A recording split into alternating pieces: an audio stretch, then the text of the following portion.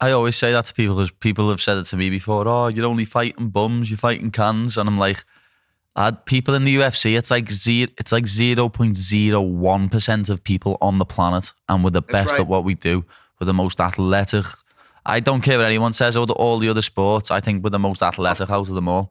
The training we have to do, what we put our body through, it's And the ridiculous. mental capacity that you have got to have. You know, I used to train. I'm good friends with Greg Jackson, and I've been to his to New Mexico. I've trained there a bunch, and I used to be really. And he had at one time 28 champions in his gym.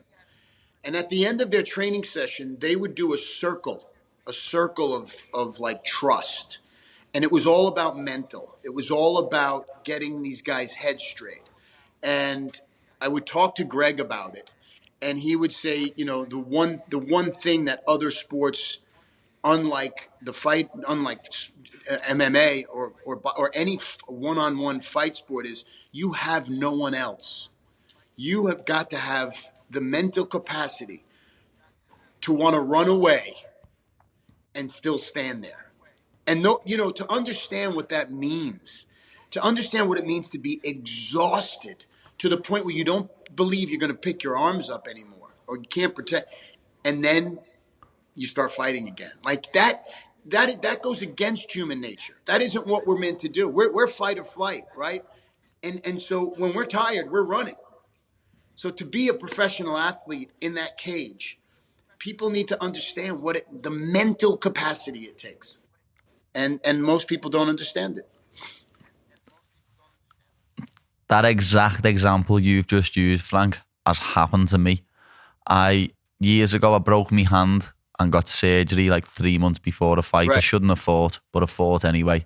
Went into the fight. I had to stand southpaw in the fight because my hand was that bad.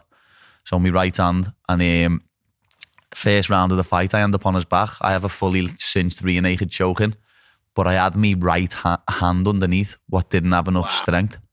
So I squeezed for about 3 minutes and I couldn't put him asleep.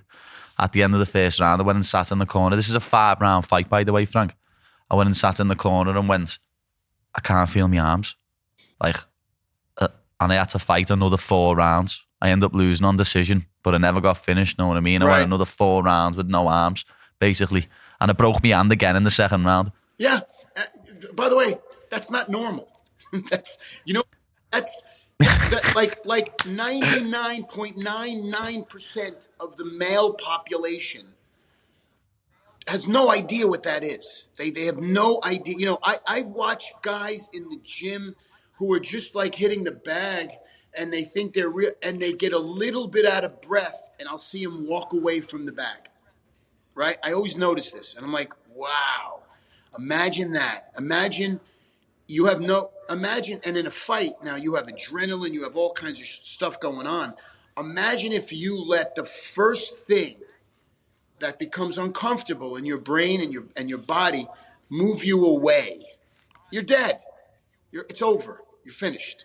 Right? So the thing about now Yeah. that I'm tired, now I got to learn to fight like this, right? And I love to train that way too. I love to get myself exhausted and then get in the ring and then go and train because I want to push.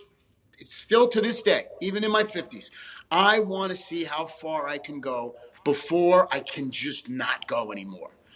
You know, I don't want to walk away from anything. So I love watching Mexicans. When I was in Mexico City with Nacho Beristain, I was in his gym, the great Nacho Beristain, and I watched these Mexicans fight. Patty, I watched these guys box. These kids, they do not back up. When I went to Thailand and I was training with Borkau, one of the great Muay Thai fighters, these guys do not take a step back. It was like, it's amazing. And that's a real fighter's mentality to me. And I love to take that mentality and bring it into my business.